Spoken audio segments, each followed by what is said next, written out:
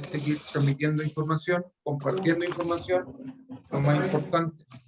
Y estas sesiones las grabamos y quedan en un repositorio que después compartimos el link.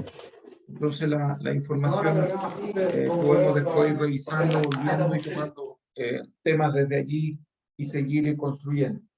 Los comités técnicos están estructurados en un formato de conversación,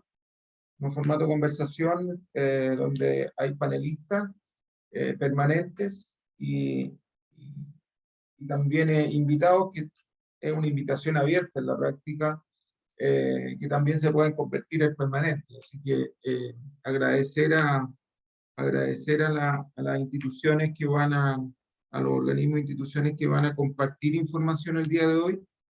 Está la Junta de Vigilancia del Río Copiapó. Cristian González se comprometió a participar. Pablo Rojas, también por la Junta de Vigilancia del Río Huasco, y nos indicó que José Espinosa iba a compartir información. Las CASUB de las comunidades de aguas subterráneas de Copiapó, Fernanda Provence, de la CAS 123, Verónica Veroiza de la CAS 4, Carlos Araya de la CASUB. Así que agradecerle la disposición a poder participar y entregar información. Y los panelistas, Rodrigo Rojas, Rodrigo Galvez, Rodrigo Susaeta, Paulina Pino y Felipe Rojas, que en la práctica estructuran este comité técnico. Y el día de hoy lo que tenemos planificado hacer, y por eso es tan importante la presencia de los organismos que manejan y tienen información sobre la oferta y la demanda hídrica en la cuenca del Huasco y la cuenca del Copiapó. Porque creemos relevante, y así lo planteó el comité, creemos relevante poder tener esa información para que los productores puedan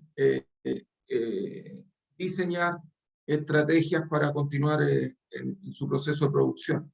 Y por eso también que invitamos al consorcio Quitayasco para que nos muestre también la experiencia y la visión y las estrategias que los productores de Coquimbo estructuraron ante los déficits de agua que se le presentaron y que todavía permanecen. Entonces, este PTI Dúo de Mesa, sus acciones son a nivel intrapredial. Por lo tanto, queremos llevar esta información que es macro de las cuencas, llevarla al manejo intrapredial, y ese es el objetivo de esta sesión de este comité. Así que estamos pendientes de lo que está ocurriendo. Los productores están pendientes, uno conversa con ellos, rápidamente aparece el tema hídrico como un tema relevante asociado al proceso productivo y a las dudas que se plantean. Entonces, el proceso de hoy es básicamente que ustedes nos puedan entregar información tendiente a eso, a mostrar la situación actual de las cuencas, cómo ven la situación futura, y en base a eso poder establecer líneas de trabajo y acciones que los productores pudieran desarrollar. Así que en las futuras sesiones posiblemente los temas que aquí se releven o queden para desarrollarse, los vamos a continuar desarrollando con los panelistas o con otras instituciones dispuestas o personas dispuestas a entregar información. Así que partamos, no sé si yo no alcanzo a ver todos los participantes. Esta es una estructura bien informal, ¿eh? O sea, en la práctica, lo único que sabemos ahora es que hay 5 instituciones dispuestas a entregar información, 6 instituciones dispuestas a entregar información, y luego de eso vamos a abrir la conversación. Así que les parece que hagamos un barrido general de todo, y como no tenemos estructurado libreto ni nada, entonces el que llegue toma la palabra, se presenta y partimos. Yo había programado, porque así me lo pidió Cristian González, que la Junta de Vigilancia estuviera primera. Yo no alcanzo a ver si está Cristian o alguien de la Junta de Vigilancia del Río Copiapó. No, no se ven. No se ve. Entonces, José, partamos por Juan. Carlos levantó la Nelson, mano. yo te levanté la mano porque quiero, antes Dale, de escuchar, Carlos, disculpa. solamente Dale, antes de Carlos. escuchar todas las presentaciones y la conversa, como tú hicieron la invitación, y creo que es importante, que después vamos a ir antes, pero es una sola pregunta para entender. ¿Ustedes tienen claro su demanda? Solamente eso. Si Ya, tienen claro perfecto. su demanda. Porque todo parte de ahí. ¿Ok? Gracias. Súper. Ya lo vamos a considerar ahí dentro del proceso. Partamos, José. Ok. Voy a presentar.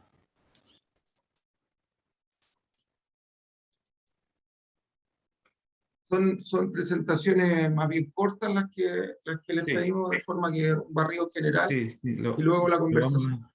Ok, Perfecto. lo vamos a hacer bien rápido. Bueno, acá vamos. Voy a Dale, separar esto. se ve la No. presentación, así que bien. Ok, partamos.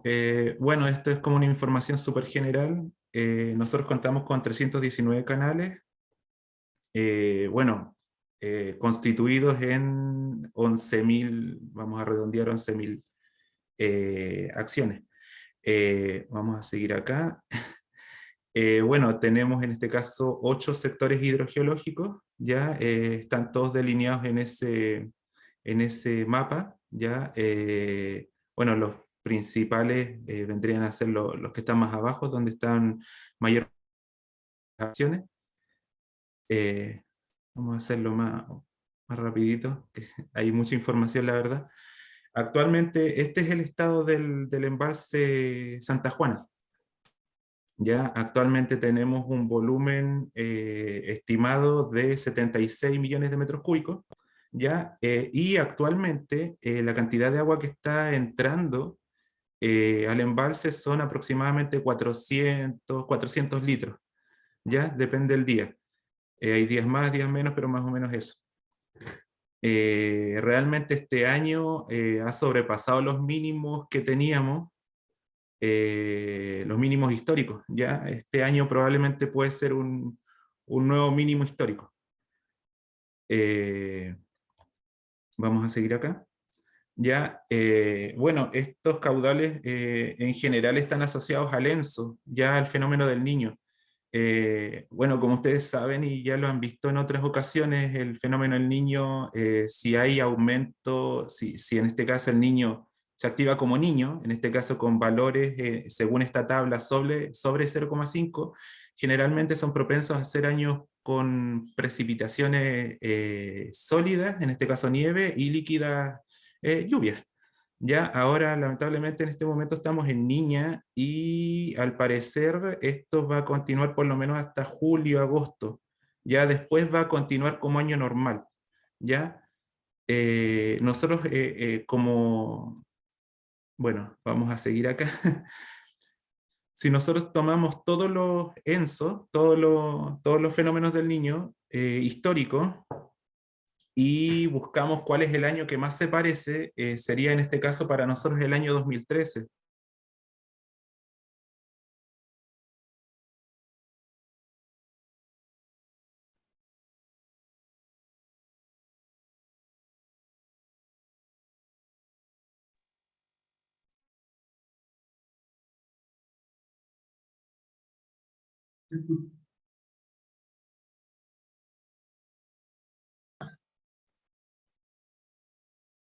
No sé si nos escucha José. Vamos a decir que José se conectó.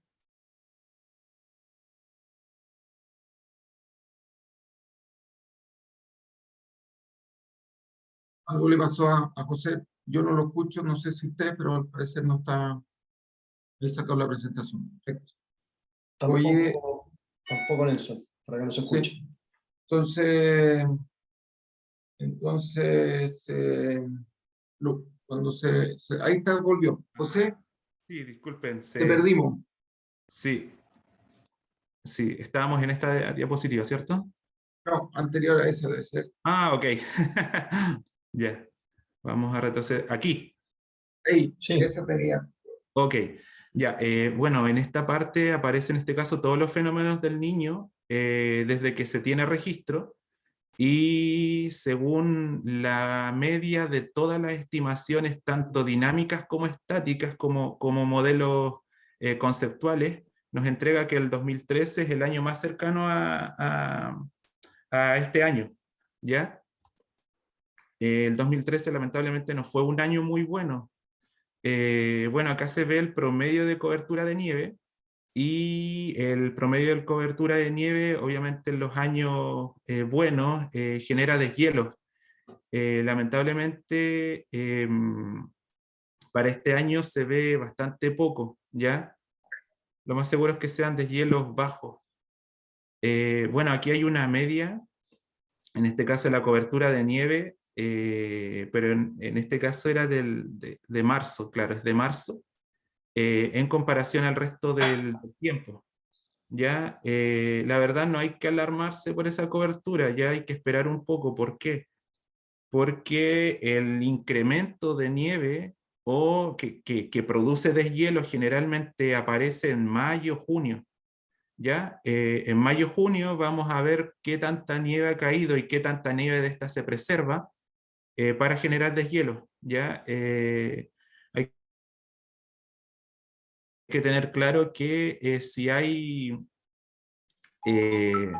disculpen, hay que tener claro que si hay un aumento de la nieve, esta se tiene que preservar. ¿Ya? No nos sirven en este caso momentos como de caída de nieve y que a los 2 días desaparezca. ¿Ya? Generalmente eso no nos aporta mucho. ¿Ya? Acá hay un gráfico, en este caso, de lo que ocurrió el 2013. Ya en este caso, entre mayo a junio empezaron las caídas de nieve, pero fueron bajando bastante rápido. ¿Ya?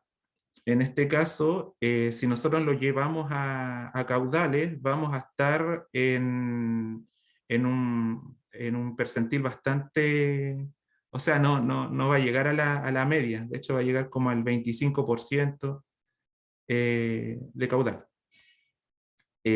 Acá está en este caso el caudal que se generó con el modelo WIP, ya, el cual nos entrega que el año, como va a ser seco, va a tener un incremento de caudales en el invierno, pero como va a ser seco no va a haber nieve, no va a haber deshielo, entonces se va a disminuir. ¿Ya? Ahora esperemos que no sea como lo que nos dio en el modelo, esperemos que sea un poquito más. ¿Ya? Bueno, aquí están las comparaciones entre el 2021 y el 2022, ¿ya? Y aquí se ve que en este caso vamos a tener menos agua que el año pasado. Entonces, probablemente este año va a ser un mínimo histórico, ¿ya? Bueno, si hacemos una proyección del embalse, actualmente nosotros tenemos 2 años, o sea, bueno, tenemos 2 temporadas de riego. Ya, esa es la proyección. Obviamente, en el caso de que no aumente, no hayan aumento de caudales para el invierno, el verano. Ya, si supongamos que se cortara el agua, tendríamos esa proyección. Bueno, ¿cómo hemos estado tratando de mejorar esto, haciendo gestión? Más que nada con estos objetivos: telecontrol, almacenamiento, ver en este caso posibilidades de recarga de acuíferos, ¿ya? Hacer eficiencia hídrica y obviamente hacer un contacto, un match entre las organizaciones gubernamentales, la sociedad civil, que somos nosotros. En telecontrol, actualmente nosotros tenemos compuertas automatizadas Rubicon.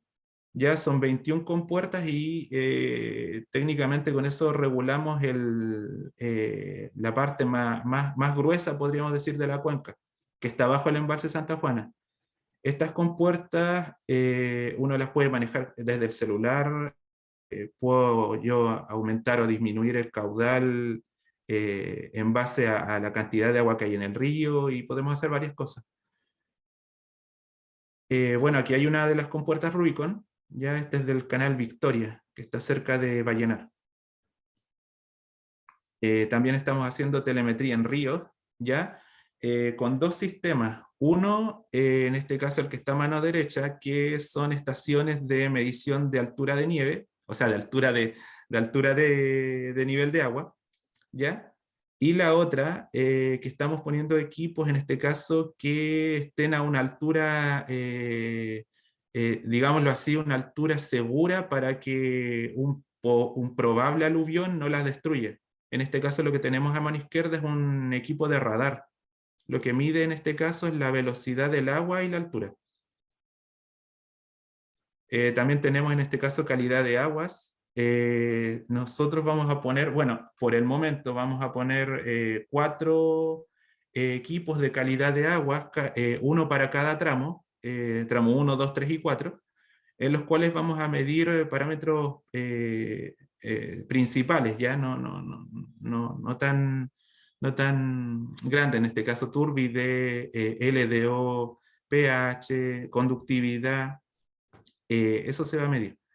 Ya, actualmente tenemos instalada 1,5, ya faltan las otras 2, pero esperamos que la próxima semana ya tengamos instalado todo. Bueno, en almacenamiento tenemos en este caso proyectos en ejecución. Ya buscamos reactivar el embalse del Carmen, que realmente es el trozo de la cuenca que no tenemos en este caso un reservorio. En el tránsito tenemos en este caso las lagunas, Laguna Grande y Laguna Chica, abajo tenemos el embalse Santa Juana, pero en el Carmen no tenemos una infraestructura para apoyar a los regantes, ¿ya? Bueno, ahí hay un estudio de prefactibilidad que tenemos que seguir potenciando. También, voy a tratar de acelerar un poco, tenemos en este caso, estamos haciendo un proyecto para mejorar las lagunas cordilleranas. Ya en este caso lo que se hizo fue una topografía y una batimetría de los lugares para realmente saber cuánta agua más o menos hay, porque estas lagunas, estos embalses, no sé si me equivoco, pero son del 1900 algo. Entonces tenemos, hay varios datos que la verdad tenemos, pero teníamos dudas, y con esto pudimos mejorar el conocimiento sobre las lagunas.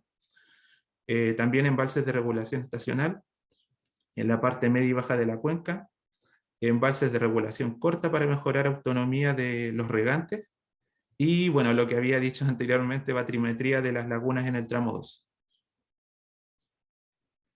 Bueno, también tenemos un programa de recarga de acuíferos en el Carmen, ya que es la parte que tenemos más débil. Bueno, la idea de esto es aumentar la seguridad hídrica, obviamente estar cerca de APRs para, bueno, también buscar zonas cercanas de agua potable,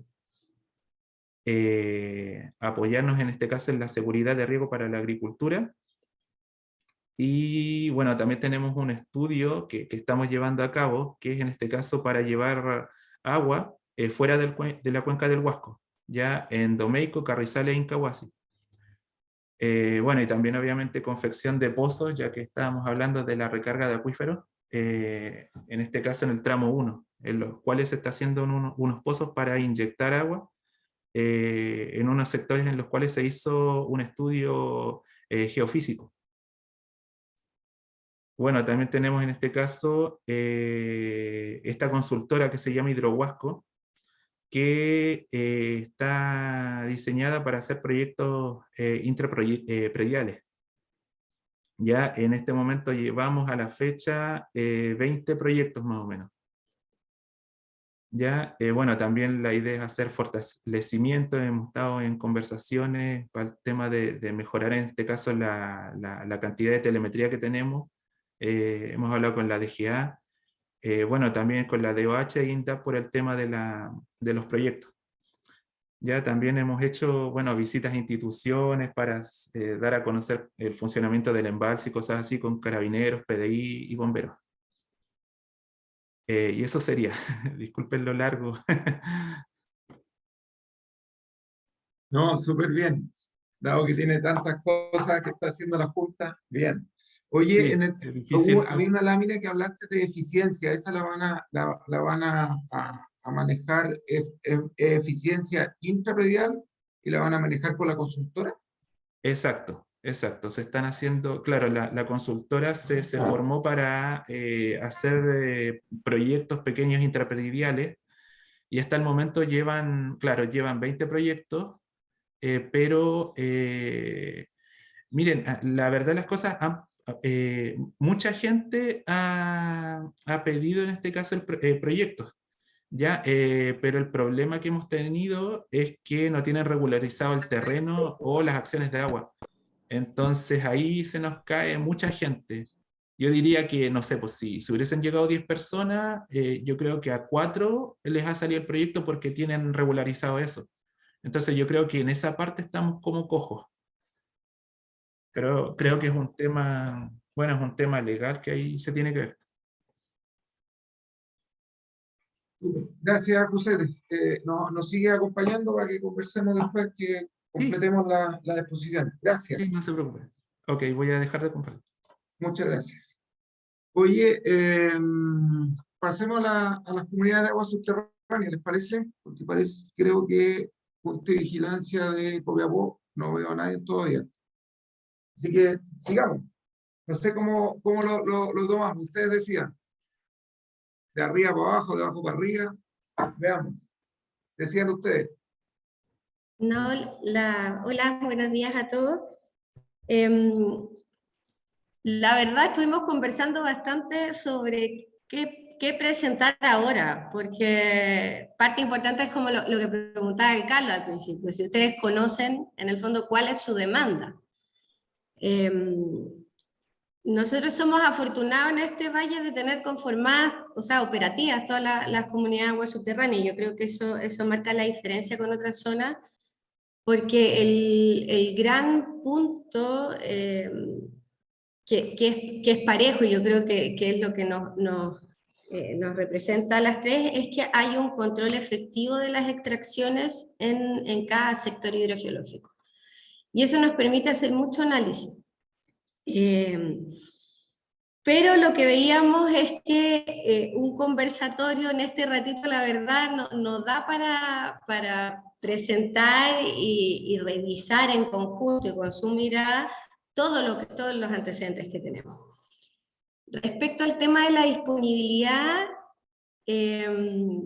las aguas subterráneas siempre son más misteriosas de alguna manera, porque trabajamos en bases a modelos, no son modelos exactos tampoco, y hay un trabajo importante que estamos desarrollando, que está pronto a tener resultados, es justamente la corrección y la actualización. ¿Perdón?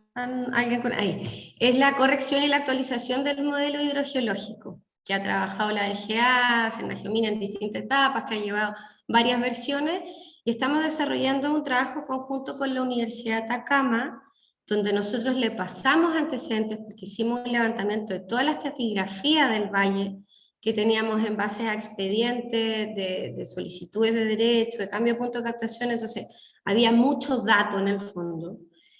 Y le pedimos a la Universidad de Atacama ahí que hiciera una revisión en base a estos datos que teníamos con los modelos.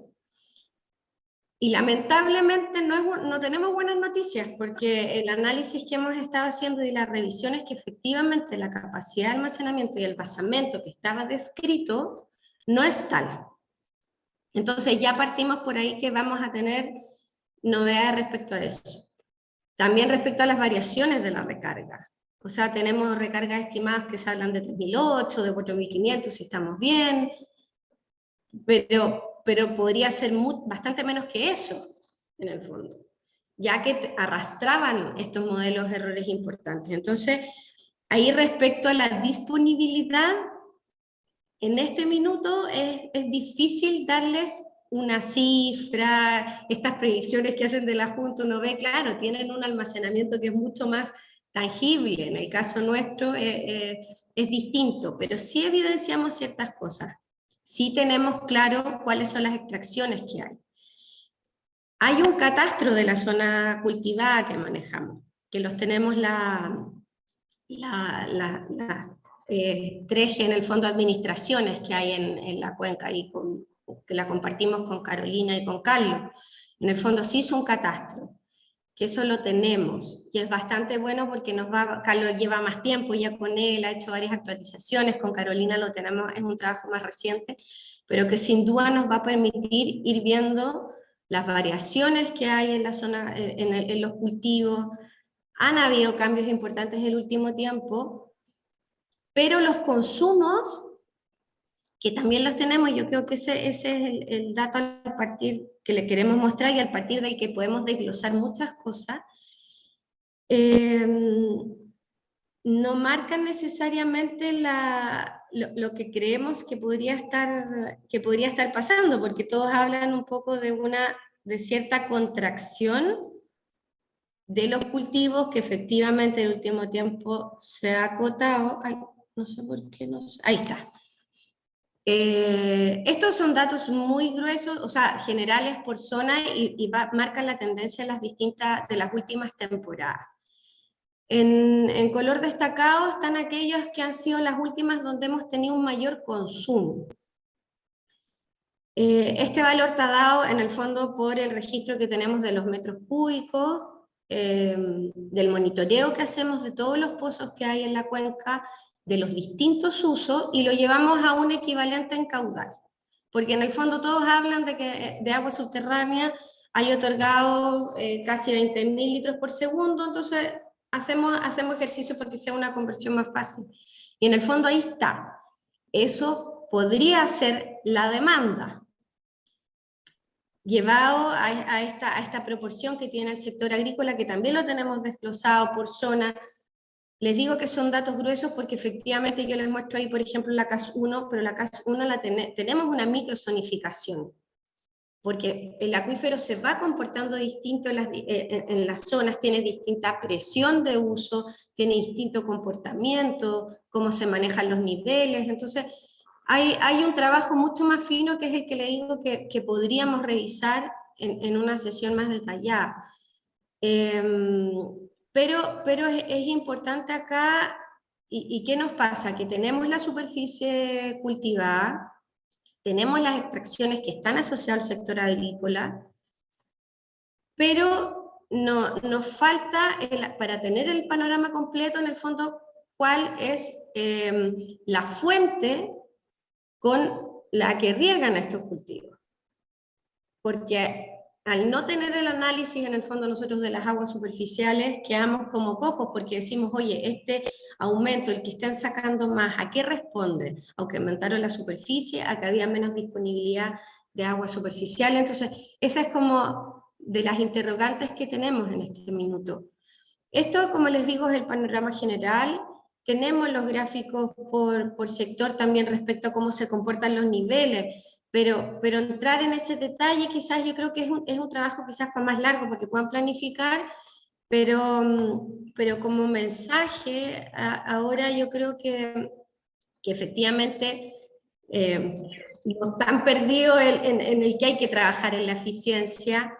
La medida que tenemos como comunidades respecto a cómo trabajar esta oferta del acuífero, que en realidad bastante se ve deteriorada, es que tenemos que aplicar reglamentos de prorrateo. O sea, allá vamos, el otro día lo conversaba con unos agricultores, y que es un trabajo que vamos a presentar ahora en las asambleas, es que efectivamente hay que restringir los consumos y por sobre todo ser eficiente, y yo creo que hacer estas proyecciones de aumentar hectáreas o de todo, tiene que ser muy consciente ante un escenario que no es favorable. O sea, yo veo algunas empresas que están preparando terrenos, implantando más y todo, y yo creo que en este minuto hay que ser súper en el fondo, con mucha cautela, tomar esa decisión, ser muy conscientes del escenario que se nos viene, que como decíamos no es favorable, con los antecedentes nuevos que tenemos de esta modelación del acuífero, todo lo que creíamos que había en realidad probablemente es mucho menos, y ahí estamos dispuestos a hacer un análisis más detallado, pero necesitamos empezar a tener más variables también en el juego para ver qué efectivamente es lo que está pasando con los usos.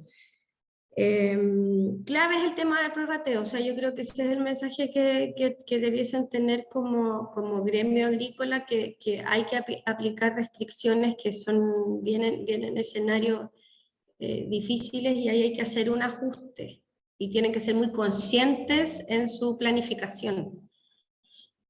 Así que no sé si Carlos, la Carola quieren comentar algo más. No. Si la Carolina no quiere, a mí me interesa un poco la pregunta que te hice al principio, y a mí me hubiera gustado que hubieran saltado, como decimos en mi tierra, como cabinza, me hubierais dicho tanto.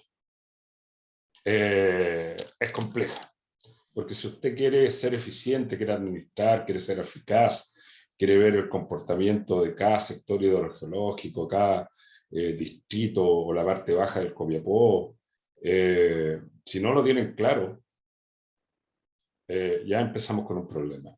Después, lo otro, el tema de la eficiencia de los predios.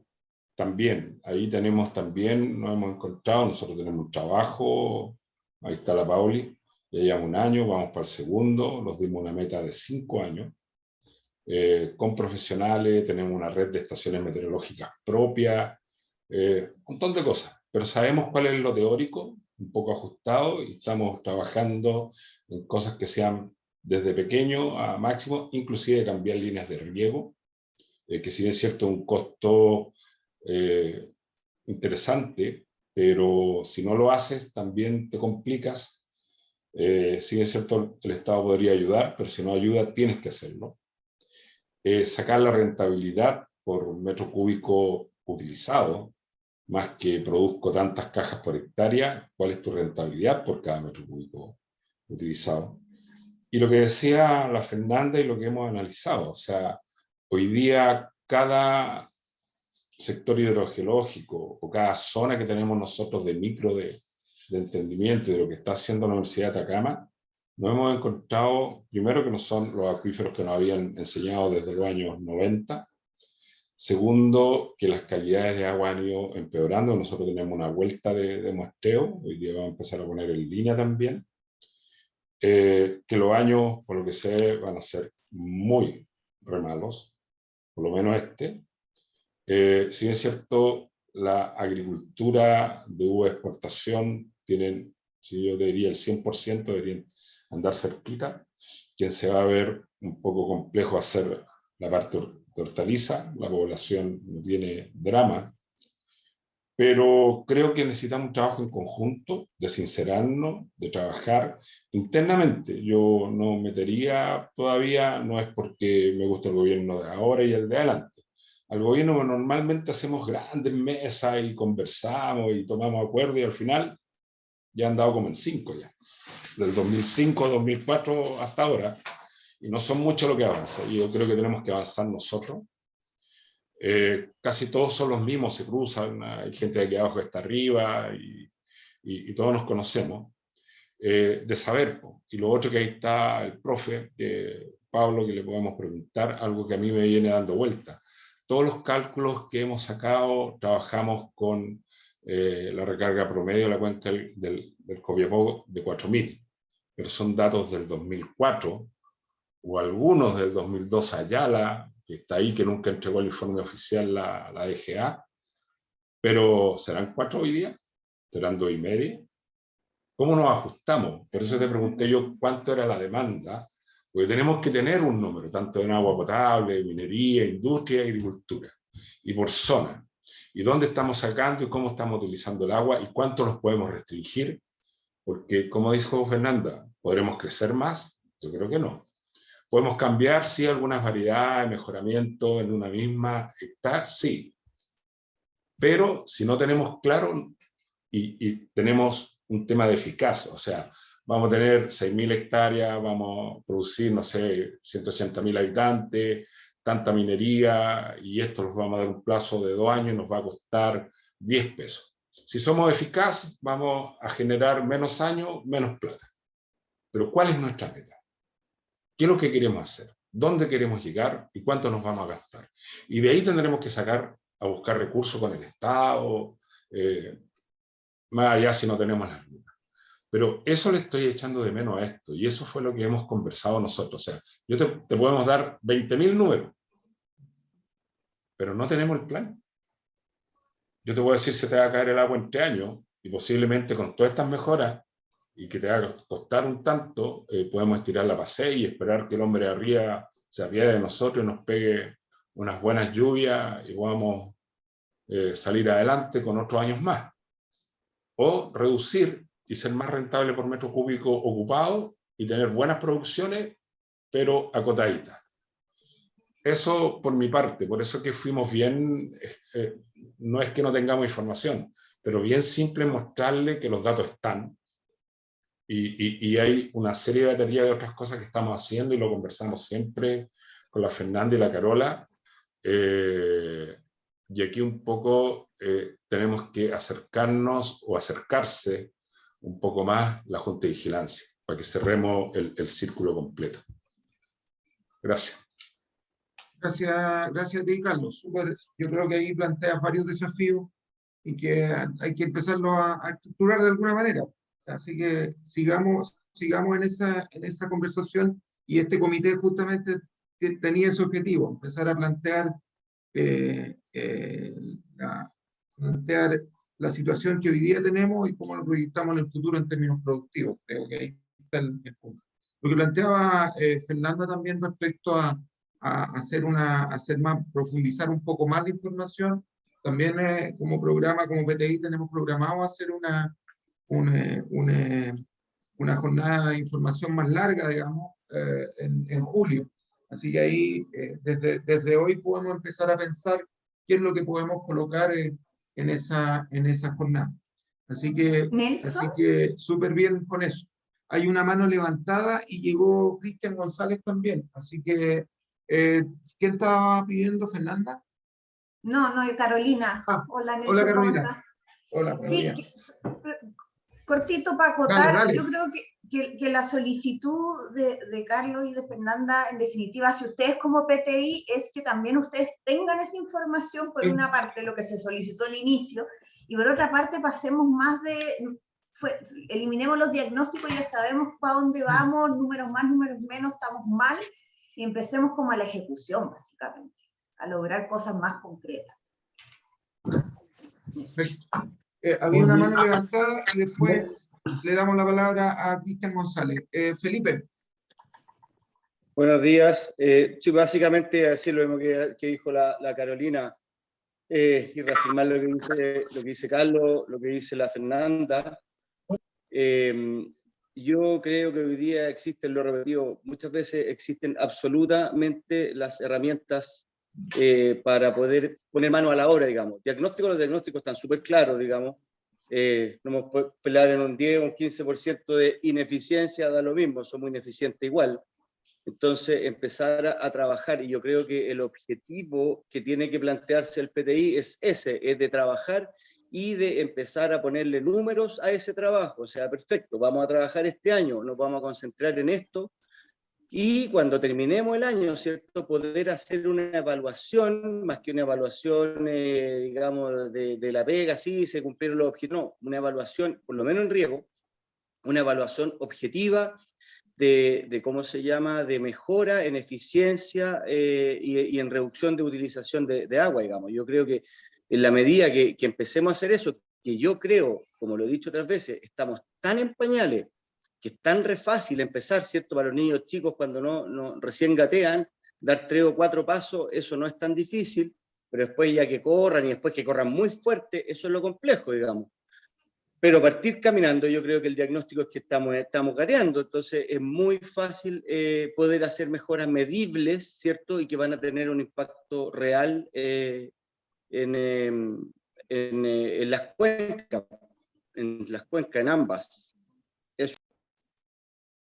Gracias, Felipe. Rodrigo Susaeta. Gracias, gracias Nelson. Respecto a la pregunta de Carlos, después de todo lo que he escuchado y un poco la experiencia que uno tiene también, pareciera que la respuesta de cuál es la demanda que tenemos es lo más fácil de resolver. O sea, hay bastante información, sabemos más o menos cuánto es lo que gasta un parrón estándar, sabemos lo que consume la minería y los pozos en este momento porque están siendo monitoreados.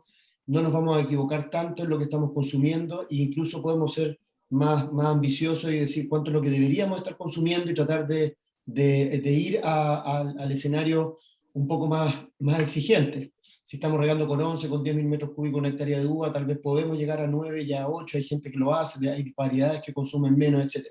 Pero pareciera que lo que está más en duda, y que evidentemente lo conversamos la otra vez en uno de estos talleres también, que son modelos que no son efectivamente ciertos y comprobables, que es muy difícil saber lo que está pasando abajo, sobre todo, porque lo que pasa por el río es más fácil, aunque debo decir que, por ejemplo, yo no sé si en el escenario, vi las fotos de la junta de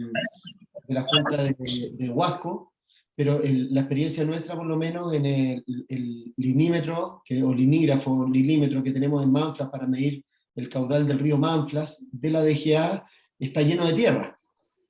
Por lo tanto, no hay ninguna medición ahí que valga y se sigue midiendo a la antigua, tiran un fosforito en cuánto avanza en tanto rato y después está lleno de piedra y turbulento. No me parece que sea realmente un escenario como para saber qué caudal está pasando por un río. Así que yo no sé si los demás están en las mismas condiciones. En el norte es difícil por los aluviones mantenerlos limpios, pero hay que hacer un trabajo para realmente los elementos que tenemos para medir funcionen. Pero a lo que iba es que pareciera que necesitamos un modelo actualizado para saber realmente, que todos podamos saber cada año cuánto es lo que podemos esperar de aporte a la cuenca, por arriba y por abajo, y eso no existe, o los modelos ya quizás no son los que debían ser. Acabo de escuchar que los acuíferos son distintos a lo que pensábamos que eran, y yo creo que es fundamental saber cuánta agua tenemos. De hecho, cuando planteamos hacer este conversatorio, este tema dentro del comité, era tratando de que cada agricultor o cada persona que ocupa agua en la cuenca supiera cuál es el escenario realmente, que no creyera que esto es como el cuento del lobo, que no se sabe cuándo va a llegar, que realmente estamos en una situación de mucho estrés, y la verdad es que, por lo que me doy cuenta, no lo sabemos, y eso es mucho más grave todavía, y yo no sé cómo podemos trabajar en conjunto para desarrollar un modelo en el que podamos confiar y tener año a año una oferta estimada de agua para saber cómo nos debemos comportar y qué reglas debemos poner. Gracias, Rodrigo. Carlos. Nelson, solamente para contestarle a Rodrigo, nosotros hemos en algunas ocasiones ayudado a la DGA porque nos hemos dado cuenta y nosotros estamos constantemente presionando al departamento de hidrometría de la DGA, justamente por lo que decís tú, de limpiar las estaciones cuando tienen problemas. Hemos puesto recursos CASUB en todo el valle, no solamente en la parte baja de nosotros. Y creo que ahí, justamente, tanto el PTI como las organizaciones de usuarios, la Junta de Vigilancia, tenemos que ir. En el Huasco, recordar, pusimos un respaldo para poder medir bien en todas las estaciones de GA y en el río. José le mostró rápidamente, pero el río Huasco hoy día tiene estaciones de río, a lo menos 25, José, entre 20 y 25, funcionando. Y tienen respaldo todas las estaciones de GA ahí, porque la de GA comete un error. Primero tiene un plan de mantenimiento que es así de chico y pasan cada 2 meses y las curvas. Y yo todavía no sigo entendiendo, y lo que dices tú, cómo una obra de hormigón armado, la curva se desplaza. El profe puede ser que no entiendo. Entonces hemos hecho todo.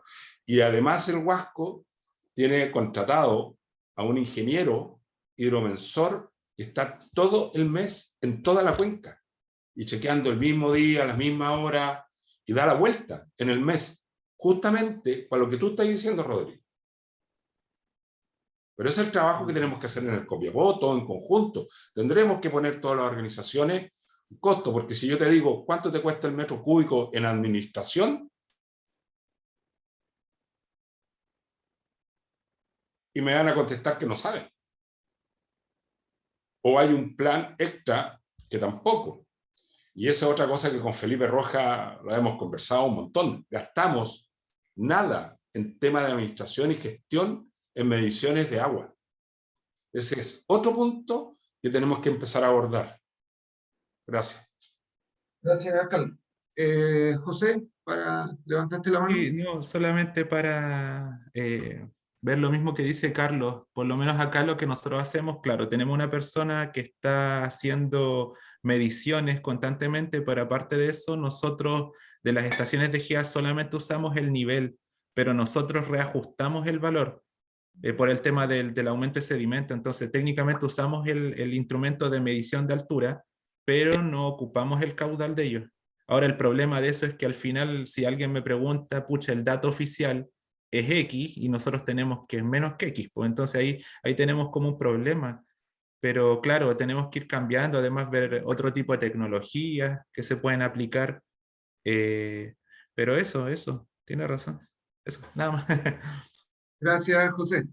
Cristian González, te damos la palabra para que nos cuentes cómo está el río Copiapó. Y después Ya. completamos, después de tu presentación vendría Quirayanco con Pablo y Héctor. Por favor, Cristian. Ya, ok.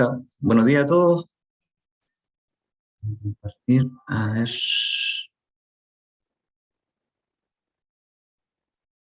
Ahí se ve tu presentación, ponla en modo presentación. Ahí, perfecto, ahí está en modo presentación.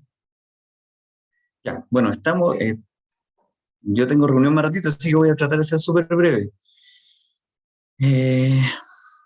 Esta es la capacidad inicial que tenía el embalse Lautaro, ya en 1942. 42 millones de metros cúbicos. Esta es la capacidad actual que tiene el embalse, que son 23 millones de metros cúbicos. Y esta es la capacidad actual que tenemos hoy día en el embalse en volumen acopiado. Ya hoy día tenemos un 1% de agua. ¿Por qué tampoco? Porque, bueno, ya el año anterior, el 2021, fue un año bastante exiguo en caudales de agua, y en donde el máximo que logramos acopiar ya fueron cerca de 4,8 millones de metros cúbicos, los cuales a partir del mes de septiembre, como ustedes saben, inicia el periodo de alto riego de la uva, y en el cual tenemos que empezar a distribuir el agua. Entonces el embalse ya prácticamente se bajó. Ya los caudales a finales de año, en noviembre y en diciembre, no superaron los 800 litros por segundo en cabecera. Entonces es muy poco lo que se puede hacer con tan poco volumen. El año, a pesar de que el tema meteorológico pronosticaba un buen invierno boliviano con el tema del efecto Niña, sin embargo nosotros el invierno como que se fue más hacia la zona del sur de Brasil, el sector de Paraguay.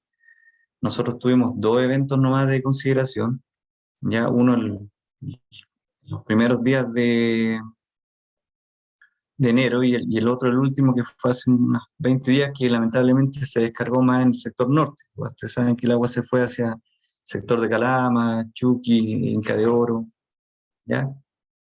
Aquí se ve una comparación rápida del tranque, ya en azul, este año versus el año anterior, donde se nota prácticamente que hemos estado todo el año bordeando, hemos bypaseado de alguna forma, por decirlo así, el embalse Lautaro durante los meses de enero, febrero y marzo, ¿ya?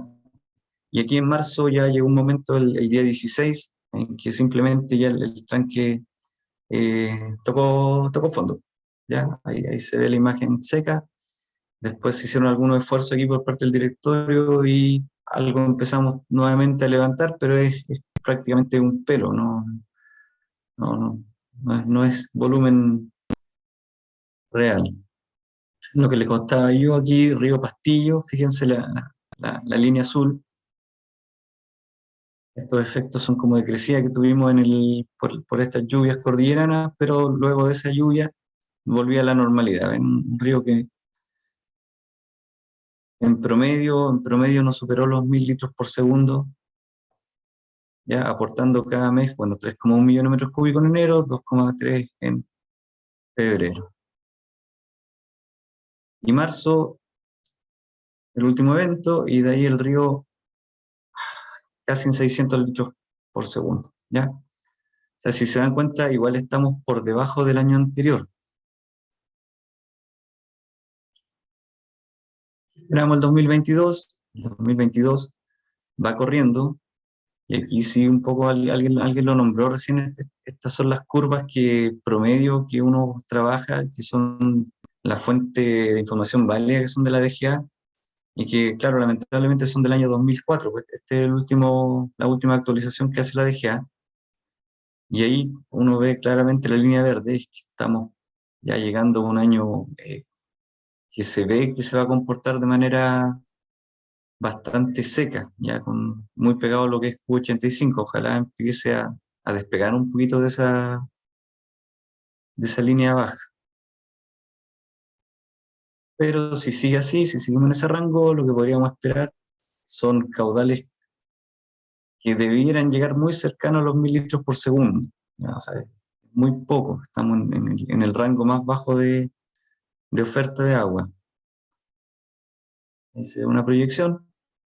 Ya la línea verde es lo que esperamos, incluso fíjense que los meses de mayor rango, de mayor requerimiento de agua, el caudal va a ser, si esto no llueve o pasa algo, va a estar por debajo de lo malo, por decirlo así. Como Junta de Vigilancia, bueno, en la última reunión se sancionaron algunas medidas con el objeto de poder tratar de acopiar algo de agua en los meses de mayo, junio, julio, agosto, ¿ya? Con objeto de tratar de por lo menos llegar con un embalse en el mes de septiembre con 4 millones de metros cúbicos, ¿ya? Nosotros este año esperamos no superar, ya el año completo eran 23 millones de metros cúbicos, y a la fecha lo que nos resta que llegaran 15, pero en un año promedio un Copiapó entran 60 millones de metros cúbicos, entonces para que un poco se den cuenta el porcentaje en el cual vamos a trabajar. Como les comentaba, vamos a tratar de llegar con un embalse a 4 millones de metros cúbicos, en la medida que eso se pueda, ya, porque nosotros tenemos que mantener también un riego a la parte hortalicera que está aquí en la zona baja, ya, y eso implica que el tranque quizás este año ni siquiera se va a poder cerrar, solamente se va a poder regular. Entonces, en resumen, bueno, estamos en el PTI de la uva, del agua superficial, prácticamente un 70% del agua superficial se ocupa en riego de uva, ¿ya? Y el volumen que nosotros esperamos entre el acopio y el reparto en los meses posteriores de septiembre a diciembre es de 8 millones de metros cúbicos. Entonces, esa sería un poco la oferta que se tendría en agua superficial para el tema de la uva, ya 5,6 millones de metros cúbicos.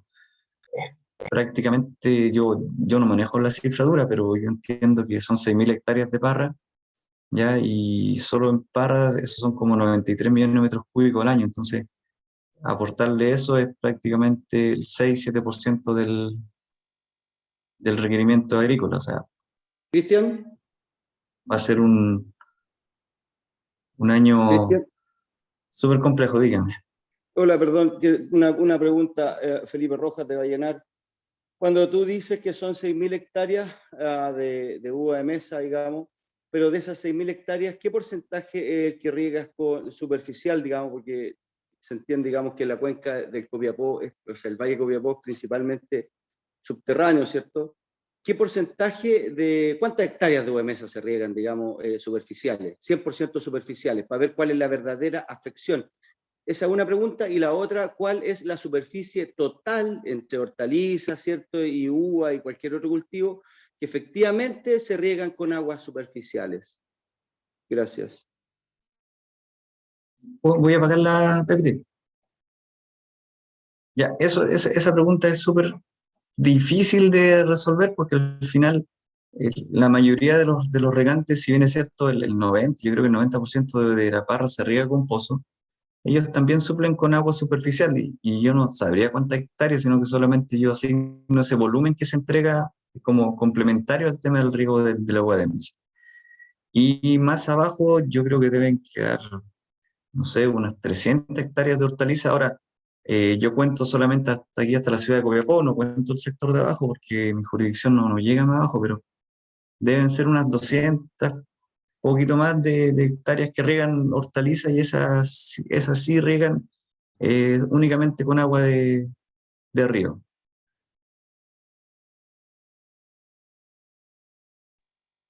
Vale, Cristian, solo para puntualizar, es importante lo que hablábamos delante de poder trabajar, juntarnos las, ¿cómo se llama? Las entidades que manejan el recurso hídrico, ¿cierto? Sean CAS, sean juntas de vigilancia, pero poder hacer alianzas con los usuarios finales del agua, ¿por cierto? Porque con eso podemos hacer mejorar la pega que estamos haciendo, digamos, para poder manejar bien los datos y saber efectivamente cuáles son los escenarios en los que nos encontramos. Yo sé que en el Copiapó es más complejo por lo que estabas diciendo tú, en el Huasco es más simple, porque en el Huasco yo diría que el 95% del agua de los cultivos son superficiales.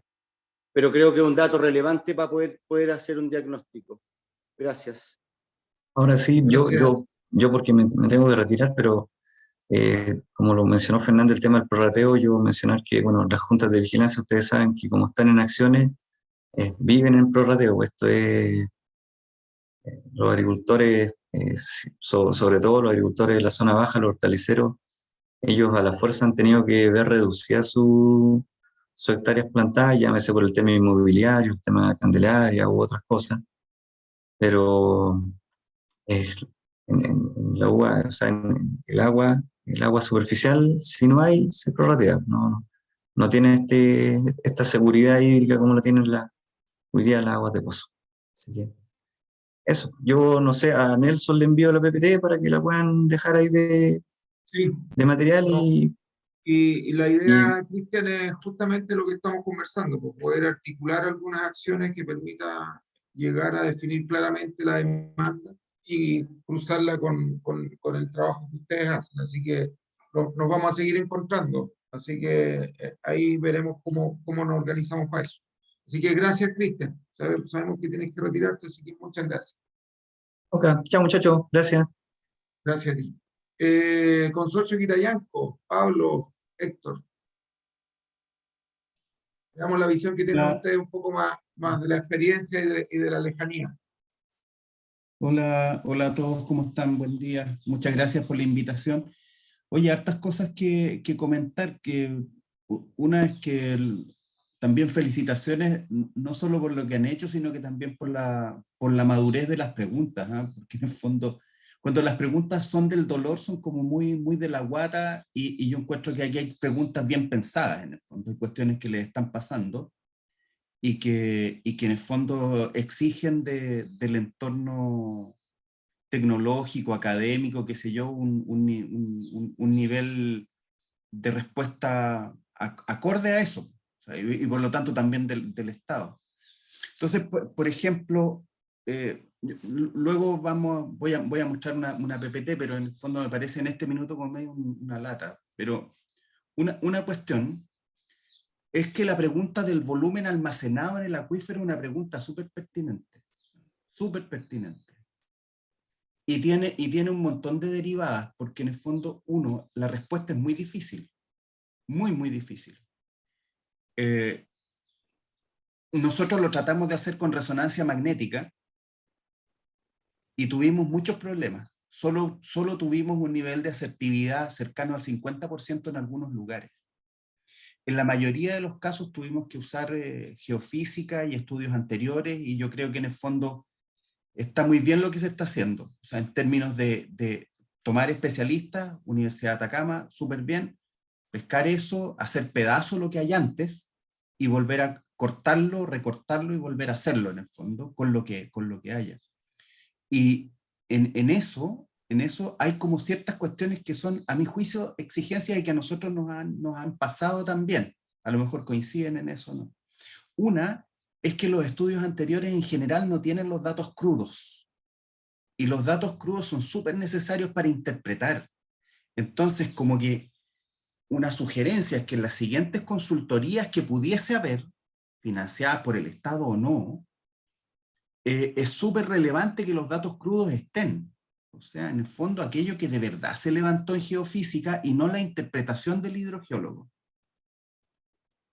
Eso es fundamental, porque la segunda mirada de otro especialista o de otro geofísico posteriormente puede ayudar muchísimo. A nosotros nos ha pasado que hay una cantidad de datos geofísicos enorme, pero ya interpretados, pues el dato crudo falleció, no tenemos idea de dónde está. Entonces pareciera que uno tuviera mucha información, pero la verdad de las cosas es que poco lo que puede interpretar crudo, súper poco, súper poco. Lo segundo es que luego les vamos a mostrar una cosita que me parece igual interesante, es que nosotros hicimos este estudio con dos fuentes de financiamiento, un FIC y un FONDEF en el caso del Limarí, en la región de Coquimbo. Con eso pudimos comprar un equipo de resonancia magnética y hemos estado en el aprendizaje todavía. O sea, vino un francés, nos ganamos un proyecto financiado por la ANID para poder tener intercambio y tener mayor capacidad técnica, porque en el fondo somos ignorantes en el manejo de la configuración de este instrumento. Pero ya hay como una cierta experiencia, ¿eh? Hay algo que ya se puede hacer. Y me parece que ahí puede haber una cuestión entretenida para hacer. Lo que quiero decir es que no se compren una resonancia magnética. Si en el fondo en algún minuto se necesita y podemos hacer algo, sería súper interesante para que no anden comprando. Cuesta 200 millones de pesos y no tiene ni un sentido andar comprando otra. En el fondo se puede tratar de experimentar o aprender o qué sé yo, y estar dispuesto a que la cuestión en el 50% de los casos anda bien, y en el otro 50%, la verdad es que se confunde, ¿eh? Se confunde, porque con rocas volcánicas se genera un campo magnético que confunde al instrumento, muchísimo. Esa es una cuestión importante que yo quiero plantearla. Lo segundo es que Carlos tiene razón en un planteamiento que me parece súper importante, y es que hay que pasar del modelo descriptivo, en el fondo en términos de la definición de los márgenes de los acuíferos, a el modelo operativo en el que se incluyan los datos de los acuíferos y que eso pueda tener vigencia cotidiana. Y eso es de verdad un problema, de verdad. Nosotros tenemos todas las cuencas de la región modeladas con modelos acoplados, ModFlow WIP, en las versiones que se les ocurra, pero el día que lo entregaron perdió vigencia. Al día siguiente ya no estaba vigente y nadie en su sano juicio se va a meter a ponerlos en vigencia. Por una razón súper simple. Es porque el modelo acoplado pesa, qué sé yo, le decía a Carlos el otro día, un ensayo que estuvimos haciendo, 5 gigas sin correr. Lo corrimos y pesa 55 gigas. Y se tomó 4 horas en un computador extraordinario. Entonces, ¿cuál es la posibilidad de que yo actualice esos datos cotidianamente y mantenga vigentes los escenarios? O sea, es cero. Nadie lo va a hacer. Nadie. Porque es muy caro, es carísimo en términos de capacidad. Lo que estamos haciendo en eso es devolvernos. O sea, la geofísica, los estudios, los modelos hidrogeológicos, etcétera, todo eso volverlo un modelo simplificado. De nuevo. Entonces hicimos una cosa enorme, gigantesca, que son estos modelos acoplados, ModFlow WIP, buenísimo, súper interesante, entretenido, pero imposibles de gestionar. No son modelos de gestión, no pueden operar como tal. Solamente si quieren tomar decisiones de aquí a los próximos 20 años pueden servir. Está bien, para una cosa de ese tipo. Pero para lo cotidiano, para nada. No. Por ejemplo, si quisieran generar una regla de operación para los acuíferos, a mí me parece que no es la herramienta. Hoy día no. Estoy más o menos seguro que no. Lo que hemos hecho es devolvernos y generar con toda esta información un modelo WIP simplificado con las aguas subterráneas, pero con datos bastante más cercanos a la realidad. Y eso nos ha permitido operar mucho, mucho, mucho mejor, mucho mejor. Y podemos mantenerlo vigente, eso es lo que quiero decir. Además, al modelo le estamos exigiendo que tenga ciertos parámetros de control que nos den ciertas alertas, que son los parámetros que usa la DGA en términos generales para alertarse de los temas de sustentabilidad. Qué sé yo, que el volumen cambió tanto, o que el nivel se descendió a tal tasa, etcétera, ese tipo de cuestiones están metidas adentro. Estamos en la etapa de calibración todavía, pero en el fondo ya nos devolvimos. O sea, yo no quiero operar nunca más Modflow WIP. Estoy solamente operando Modflow, solamente operando WIP con muchos pequeños embalses subterráneos, mucho más chicos que los CHAC, mucho más chicos. Y las razones no son hidrogeológicas solamente, son de balance. O sea, si se me mete un afluente, lo corto.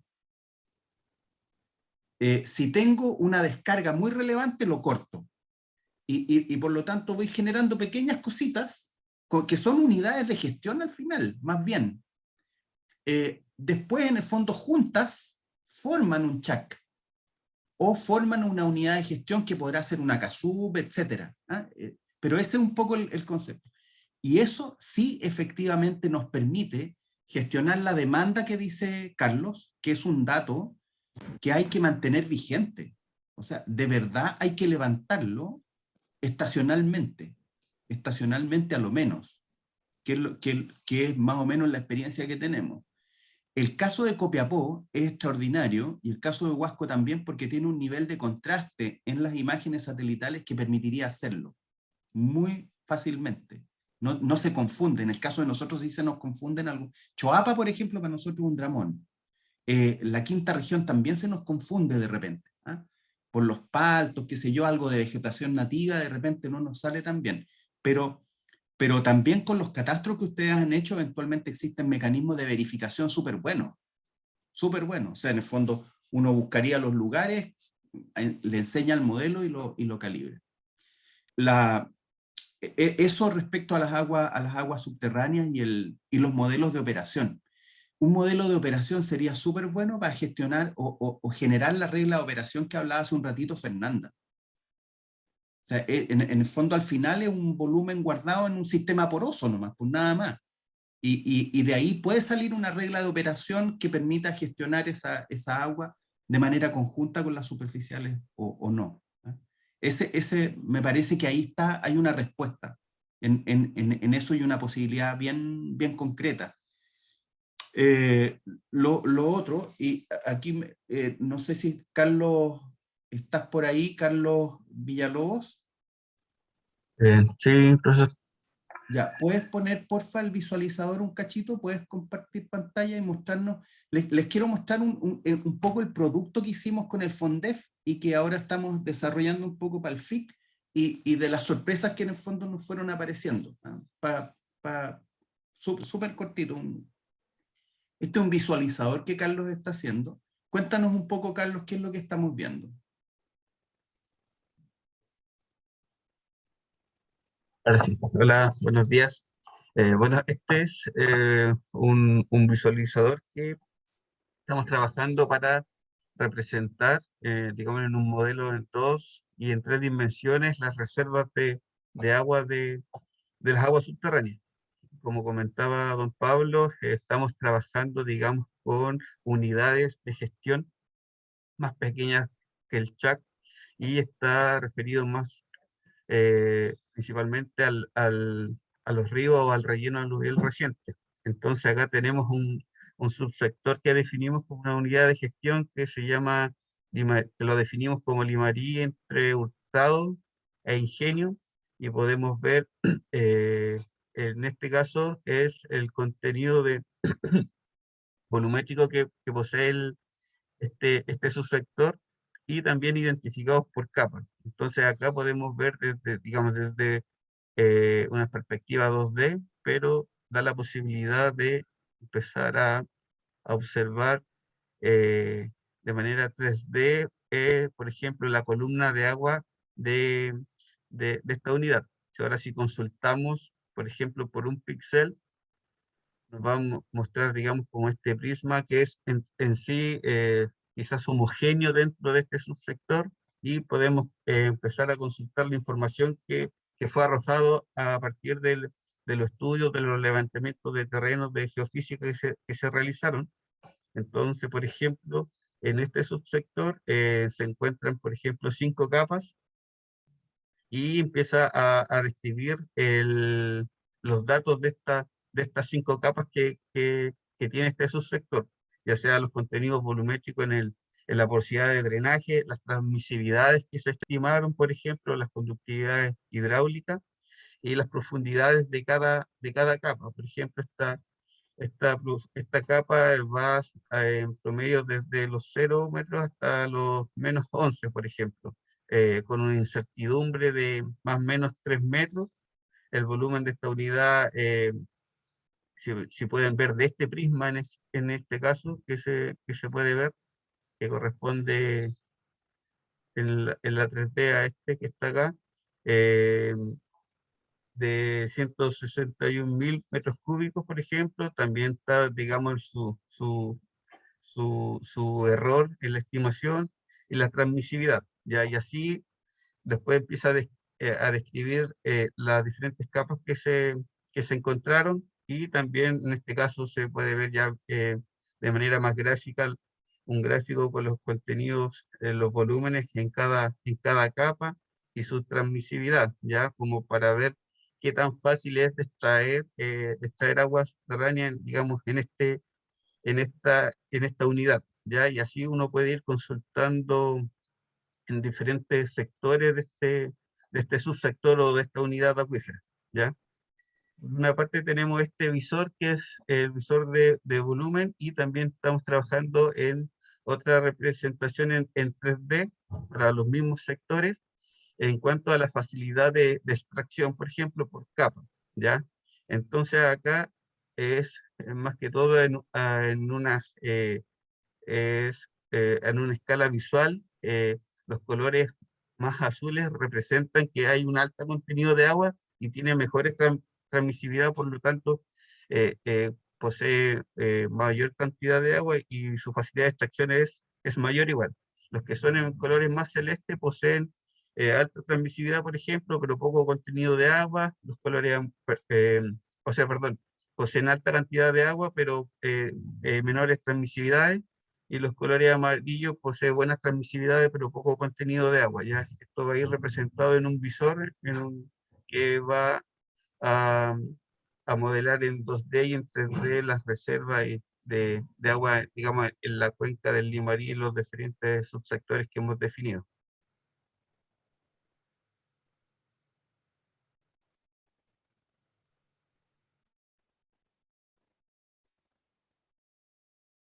Está en silencio, don Pablo. Ah, sí, gracias, puedes sacarlo, muchas gracias. Ya, entonces ahora yo les voy a mostrar súper rápidamente una PPT que habíamos preparado, y voy a ir rápido porque me parece que hay cosas que se han ido viendo y que son súper interesantes y que después a lo mejor podemos comentar. Uno, súper relevante, el monitoreo, lo que mostraban hace un ratito en Huasco, me parece súper bueno. En el fondo están las herramientas hoy día para monitorear la dinámica nival, ¿cierto? Casi a escala diaria, si es que hay posibilidad de ver y no hay cobertura de nubes. Entonces funciona bastante bien.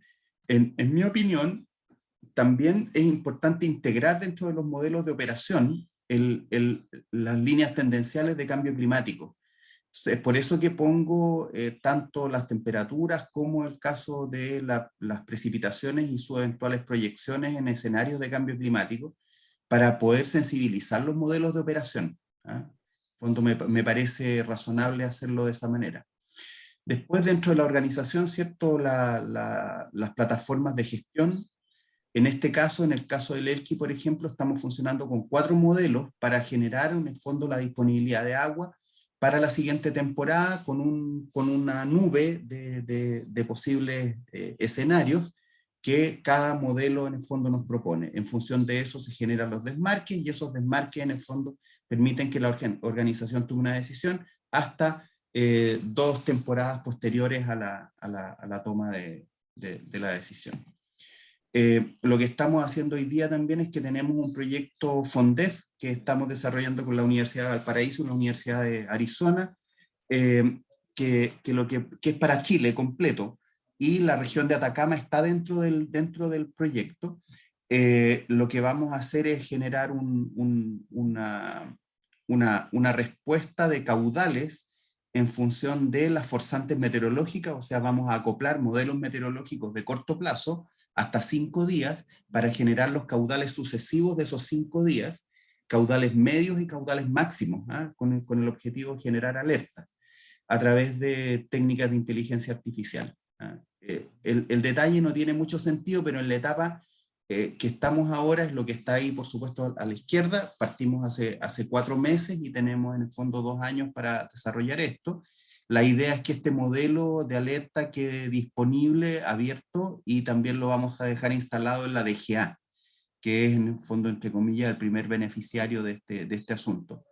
Lo interesante es el tipo de pronóstico, o sea que vamos a acoplar a los caudales de los ríos, las precipitaciones, las temperaturas, qué sé yo, todo el pronóstico que exista con forzantes de modelos de carácter global, que son los mismos que usamos para las predicciones meteorológicas, y a partir de eso generamos caudales medios y máximos diarios de esos siguientes días. El modelo va a correr todos los días, pero siempre va a ir entregando datos desde el día siguiente hasta 5 días posteriores. Y va a ser en el fondo con una plataforma de visualización y una interfaz web que las personas van a poder visitar. Eso significa que la región de Atacama está dentro. En este caso es la cuenca del Elqui la que ustedes están viendo, pero ustedes están exactamente al lado, y el número de cuencas en las que vamos a generar los pronósticos son las que ustedes ven ahí. Todas es en el caso del Elqui, pero es para todo Chile. En Chile hay 516 cuencas potenciales que vamos a trabajar. En el caso del Elqui hay 11 subcuencas. Probablemente en el caso del Huasco y en el caso del Copiapó ocurra algo bastante parecido. No me sorprendería. Nos vamos a meter en las áreas intervenidas y no intervenidas también. Eso significa sobre cortinas de embalse y bajo cortinas de embalse también. El territorio que vamos a abarcar es todo lo que ustedes ven en amarillo en la pantalla. Ya tenemos una experiencia muy buena de Santiago al sur. Funciona bastante bien, pero de Santiago al norte funciona muy mal, porque se hizo un modelo generalizado, y en el fondo nos parece que probablemente hay que clusterizar. El norte no lo podemos, parece ser, modelar con las mismas variables que en el sur, ni con el mismo peso de esas variables. Tenemos que crear otras variables auxiliares, así que estamos metidos en ese asunto. Eso es bueno, porque en el fondo esto lo vamos a hacer con herramientas de Machine Learning y con datos que en el fondo ya tenemos. No requerimos de ningún antecedente de ninguna naturaleza para poder hacerlo correr. Tenemos todo ya, toda la información. Lo otro es el desarrollo de esta plataforma. Este es un proyecto FIA que estamos haciendo, en el cual estamos integrando en las plataformas de las organizaciones datos o submenú, que son módulos. Un poco a tocar lo que Carlos decía, hay un módulo de demanda hídrica que es parte de la plataforma. Hay un módulo de oferta. Este módulo de demanda tiene monitoreo, o sea, tiene sistema de seguimiento. Están las operaciones hídricas, donde se juntan en el fondo la oferta y la demanda. Están la interacción aguas superficiales y subterráneas en otro módulo. Está hidrometría en un tercer módulo. Aquí hay desde estaciones meteorológicas hasta hidrometría en los ríos. Y está la unidad de calidad de agua. Todo esto se integra en una plataforma que va a tratar de hacer conversar y de generar variables de gestión entre estos 6 módulos o algún otro que necesitemos desarrollar. Lo que también comentaban, a mano izquierda arriba, el seguimiento, el monitoreo del uso de suelo. Abajo, ese seguimiento o uso transformado a NDVI o a coeficientes de cultivo. Y abajo a la derecha, todo aquello transformado en demanda neta y demanda bruta. Esto quiere decir que en el fondo hicimos el recorrido de los canales, tenemos las pérdidas por conducción, tenemos los antecedentes al respecto y sabemos cuál es la demanda asociada a cada uno de ellos, puesto en boca toma y puesto en predio. Y finalmente, lo que comentaban también hace un rato, la curva amarilla es la curva de oferta, en este caso es Choapa en Cuncumen, y la curva verde es la curva de demanda. Perdón, disculpen, la curva amarilla es la curva de demanda, disculpen, y la verde es la curva de oferta transformada a puntos de desmarque. ¿Ah? No está ni en metros cúbicos ni nada, sino que en el fondo esto es lo que demandan en puntos de desmarque, lo amarillo, y lo verde es lo que el sistema ofrece en puntos de desmarque. De tal manera que esto lo puedan conocer los regantes, qué sé yo, con anticipación.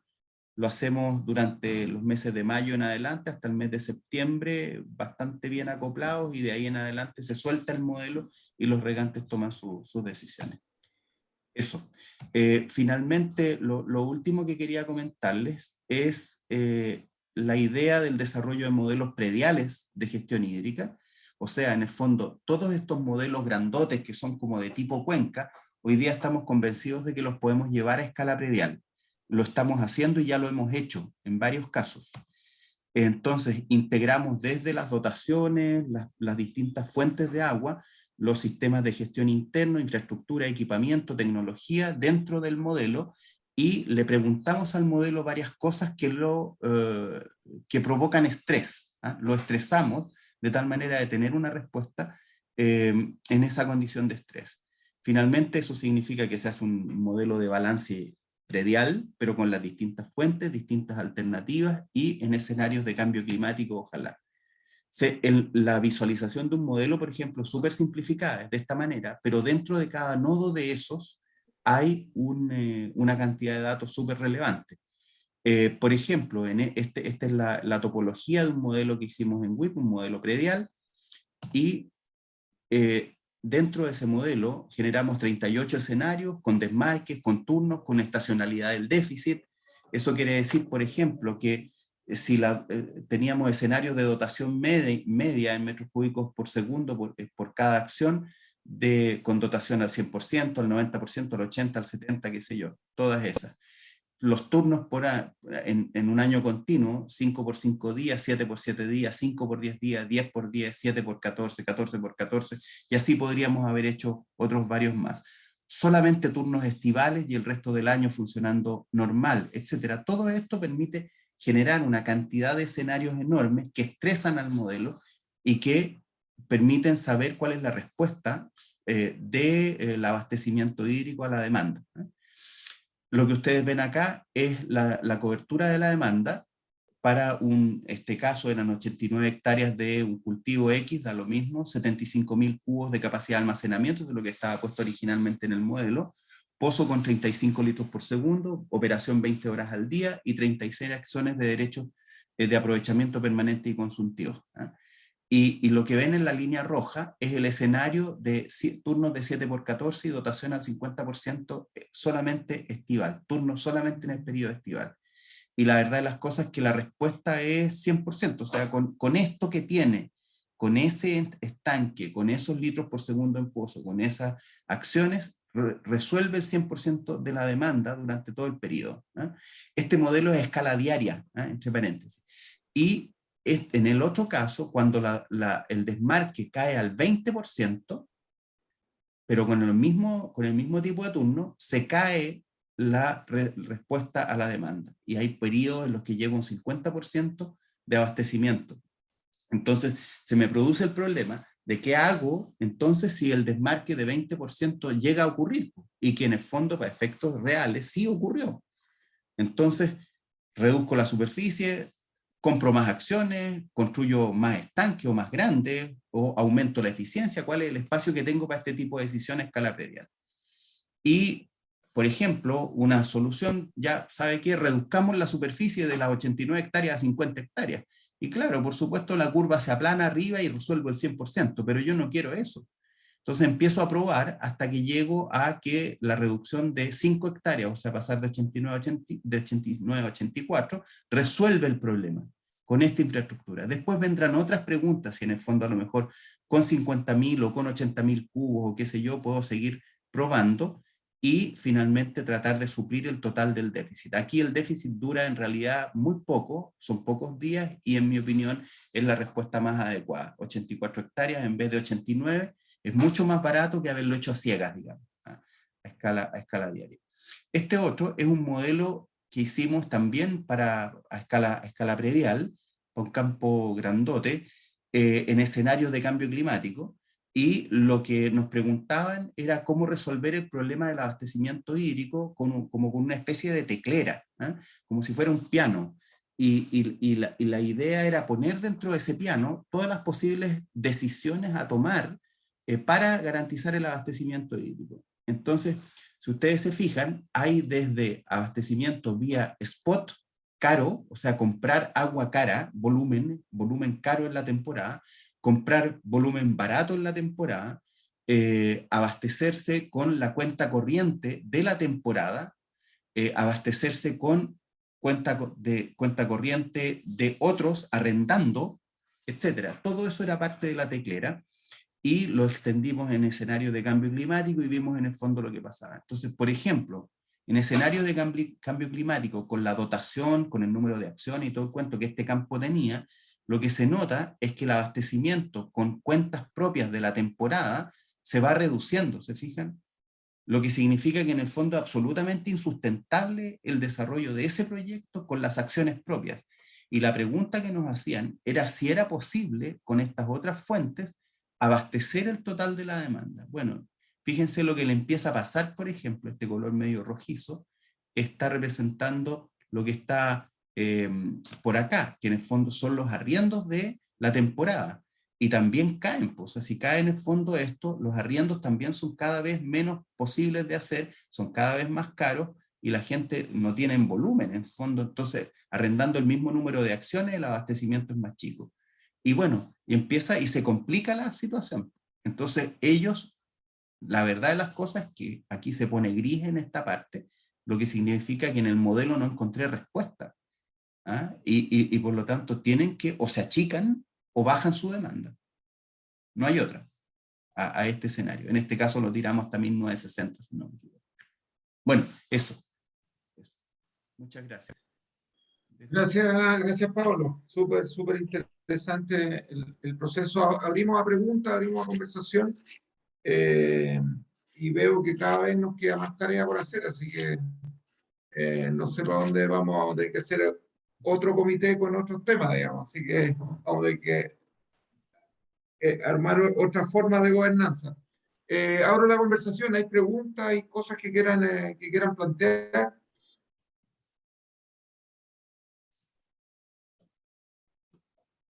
Yo tengo para el profesor. Nos hemos conectado y por ahí también anda el José Huasco también con algunos trabajos de la U de Conce en algunos modelos y gestión. Y hay dos cosas que me saltan. Ustedes con la Universidad de Atacama, y todo, o sea, con la Universidad de Serena, donde trabaja y todo su equipo, tienen harto avanzado en modelos, nosotros todavía algunas cosas a lápiz nomás.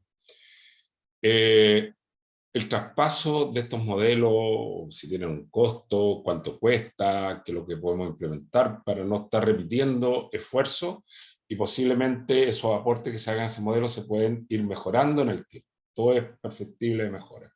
Es una de las preguntas para no estar empezando de cero, sino que hacer un salto cuantitativo y cualitativo en temas de información.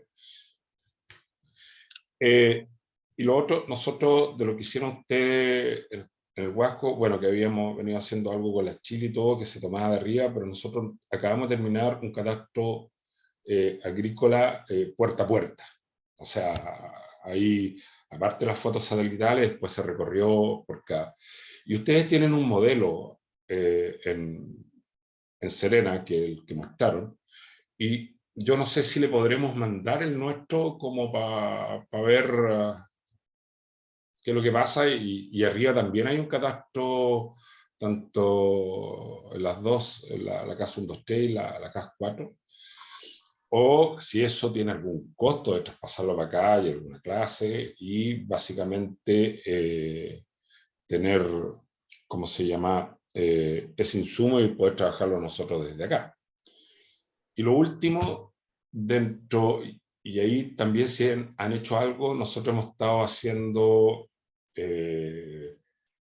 revisando temas de eficiencia por campo, y nos saltó el otro día, ahí está la Paulina, algunas dudas del el típico método 4x4 por sector. Entonces decíamos, oye, nos encontramos en sectores grandes, y el 4x4 posiblemente no ande en porcentaje de tener de referencia, porque puede ser que haya sido a 1 hectárea con gotero a 1 metro, y ya tenemos gotero a medio metro, de algunas diferencias, como para ir. Y también el otro muestreo que hacemos es un sector dentro de un campo de 60, de 50 o de 30 hectáreas, que posiblemente tampoco sea representativo, y para mi gusto debería ser por cada sector de riego, para llegar al final con claridad que ese sector, ese campo completamente tiene esa eficiencia, y ir a atacar los sectores que posiblemente tengan deficiencia más que otros, para ir mejorando el uso y achicando un poco la meta, profesor. Eso. Oye, mira, una es que a escala, los modelos prediales, eso se pueden hacer en cualquier momento. Nosotros tenemos un contrato con la ASOEX en este rato para desarrollar 3 pilotos en la cuenca del Choapa, 3 pilotos en la cuenca del Limarí. Pero el objetivo de fondo es generar una tipología que genere a su vez una topología que después me permita en el modelo seriar el producto. Seriarlo quiere decir que en el fondo al final, si tú me presentas después un campo de 100 o 50 hectáreas, eso me significa simplemente dentro del modelo donde dice superficie, en vez de ponerle 50, escribir 100. Entonces, no tengo que andar haciendo un modelo para cada predio. Por lo tanto, déjame hacer el ejercicio. Cuando lo tengamos hecho, yo creo que lo podemos evaluar en el fondo para el Huasco, para el Copiapó. Ahora, lo que tiene que pasar ahí, y que es más complejo, es que la gente te suelte la información. Eso es difícil, porque es sincero, porque si no estáis mintiéndole al modelo, tienen que contarte enterito, sabe que yo saco agua de esta vertiente, no tengo derechos, pero saco agua de aquí.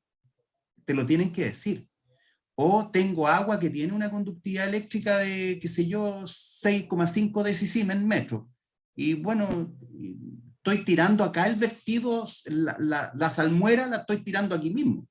¿Ah? Pero te lo tienen que contar, no te pueden decir mentirillas para que no se sepa. Porque además es un producto que es privado. ¿Ah? Es un producto que es privado.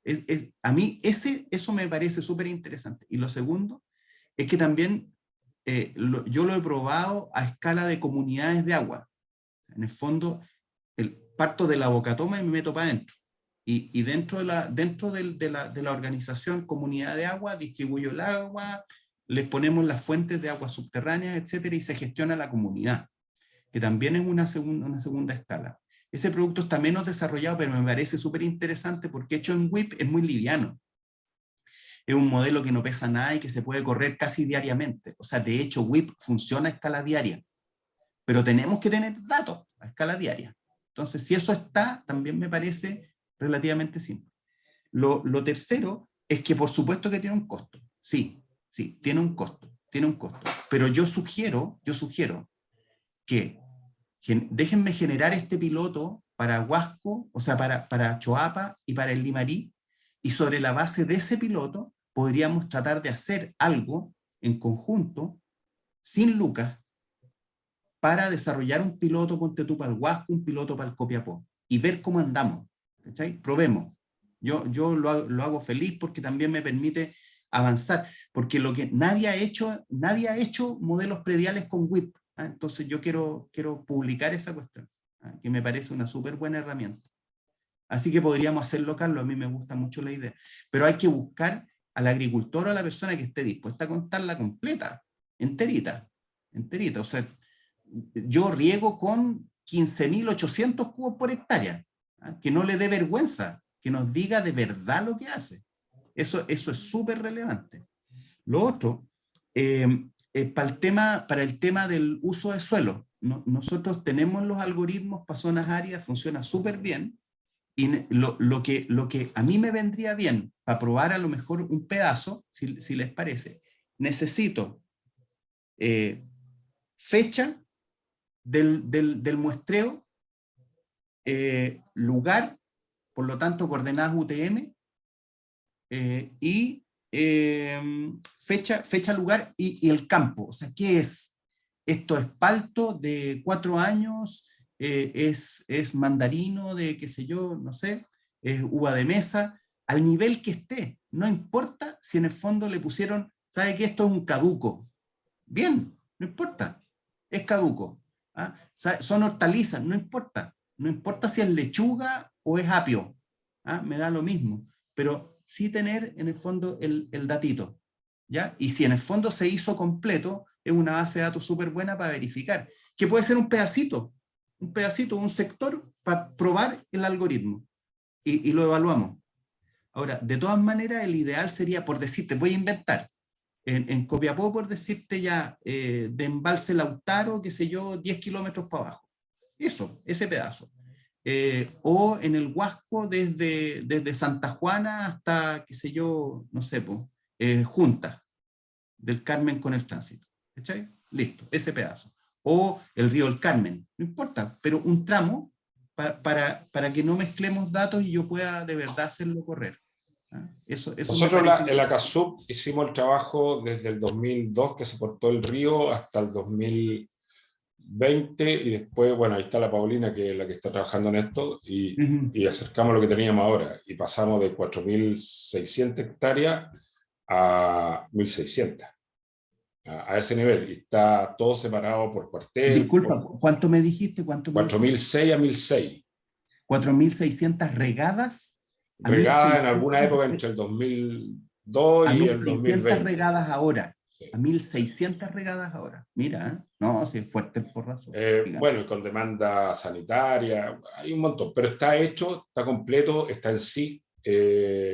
Están los resultados, se los voy a mandar, compartir, lo mostramos en la última asamblea, ya, por lo tanto ya es público, y por eso que le decía, y eso lo vamos a actualizar todos los años. Y Paulina, ¿tú manejas el software? ¿Tú puedes hacer la rutina?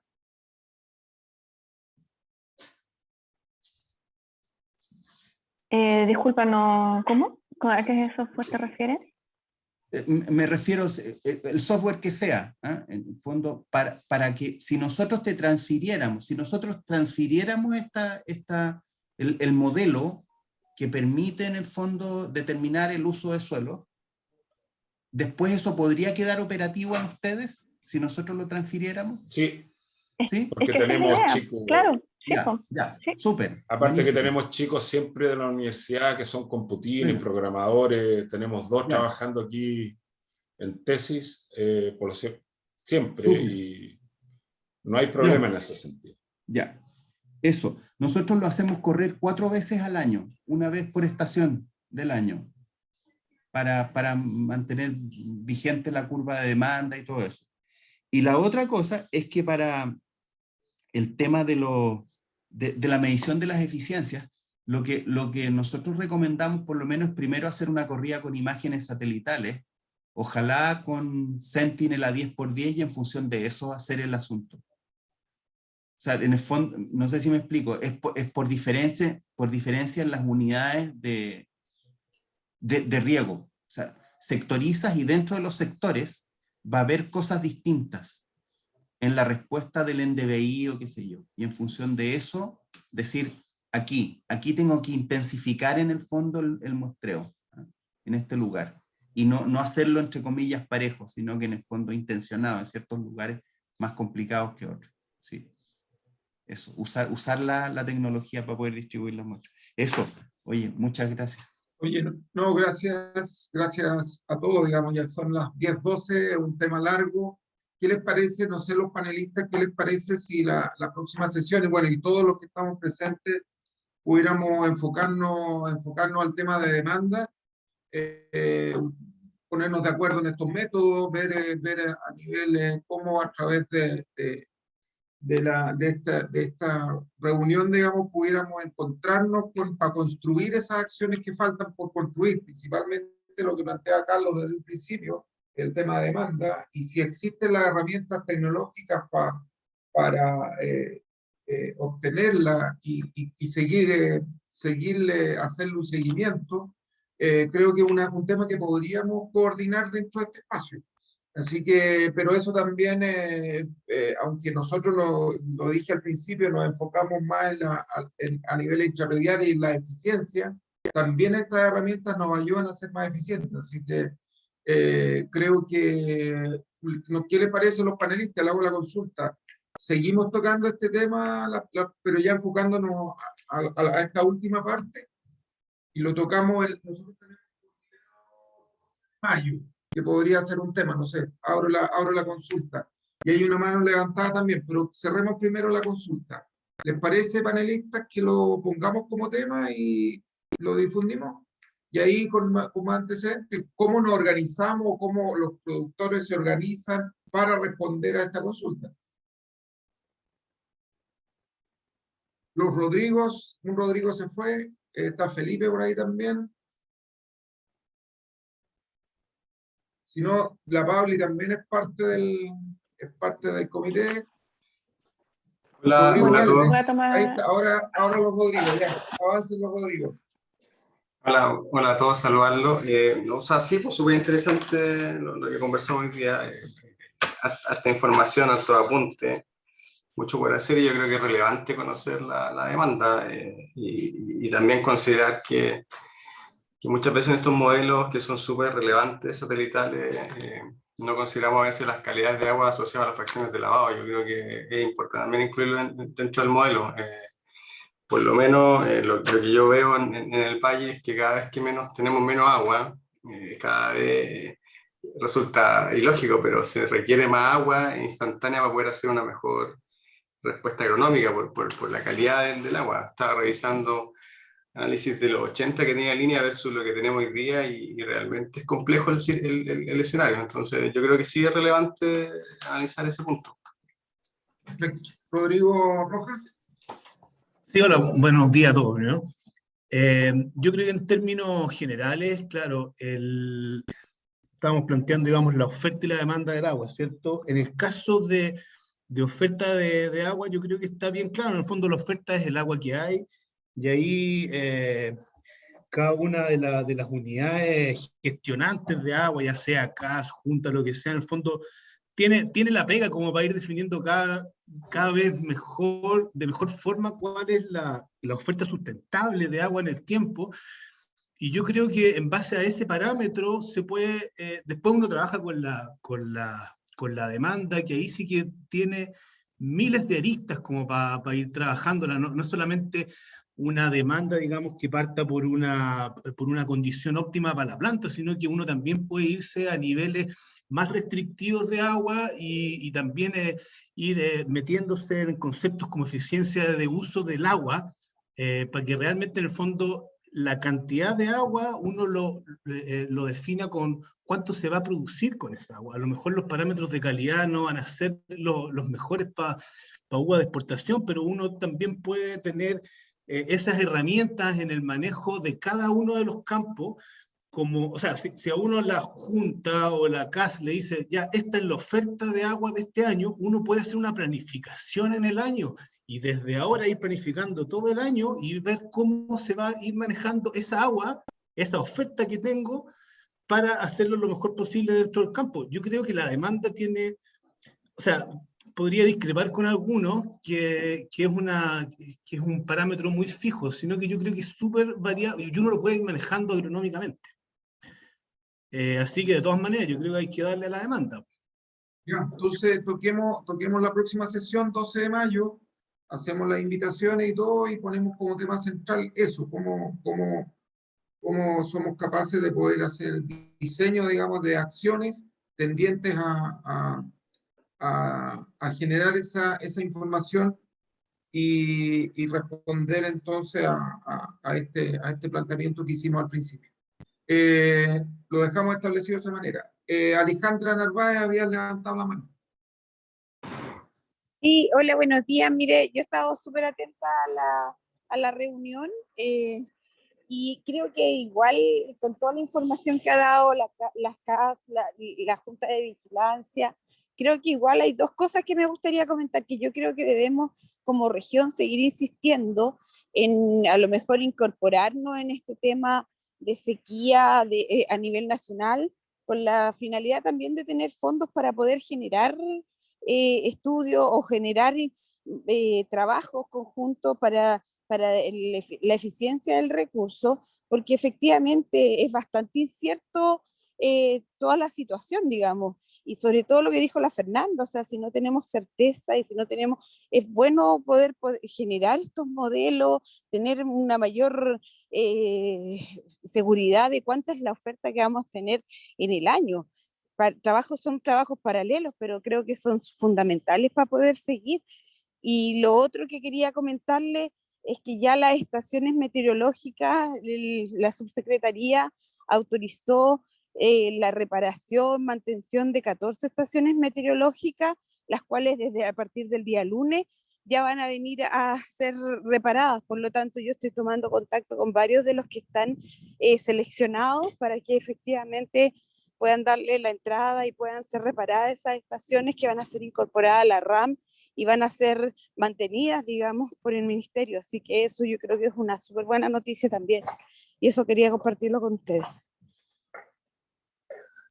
Gracias, Alejandro. Muy buenas noticias y sin duda esa información va a alimentar todos estos modelos que se están planteando y posiblemente se van a poner en uso más adelante. Entonces, Nelson, quisiera diga, también poder hacer alguna Pauli, contribución.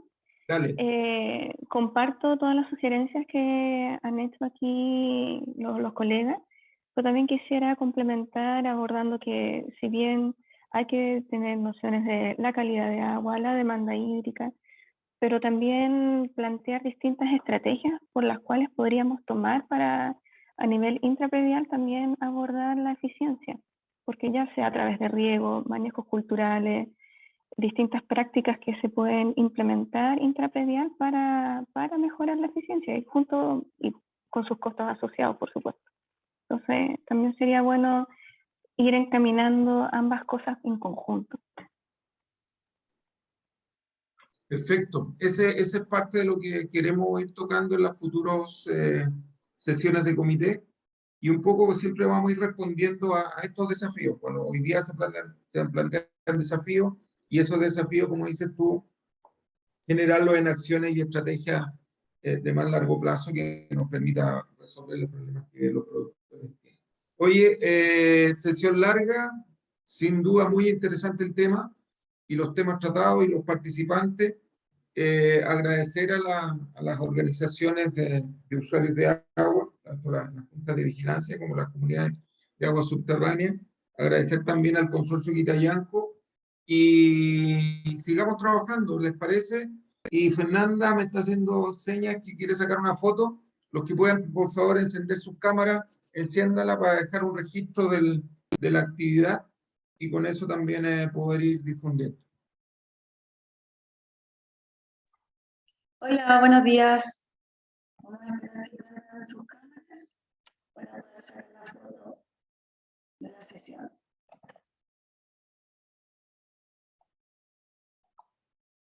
Ya, vamos con la foto. Sí, Fernanda, usted nos dice. 3. Vamos a sacar otra porque son muchos participantes. Ahora, 1, 2, 3.